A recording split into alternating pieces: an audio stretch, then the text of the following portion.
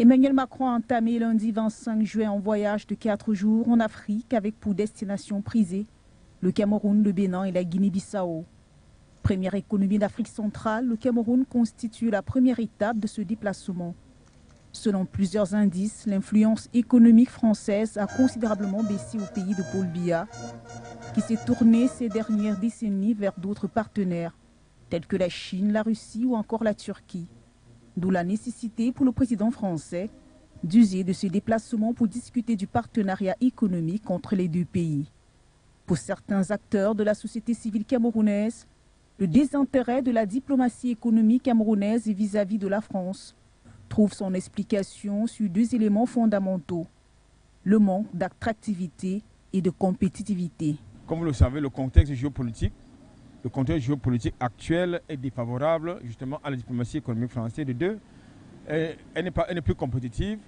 Le Cameroun a signé des accords de partenariat économique avec l'Union européenne. Du point de vue des barrières douanières, ça pose un problème de rentabilité au profit, justement, au profit du Cameroun qui les a signés. L'autre point, c'est que le Cameroun a diversifié ses partenariats et dans la perspective des projets structurants. Le Cameroun a besoin de financement, je veux dire des préfinancements.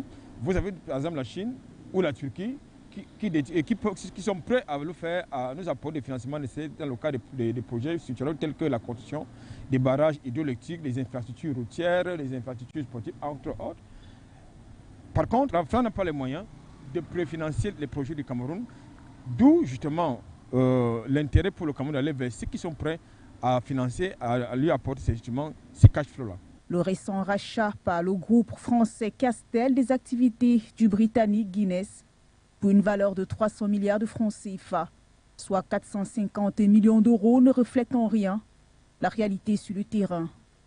Certaines indiscrétions soutiennent d'ailleurs qu'Emmanuel Macron profitera de son séjour yaoundéen pour plaider la cause de l'équipementier français, le Coq Sportif, mis en disgrâce par Samuel Eto'o-Fils, l'actuel président de la Fédération camerounaise de football.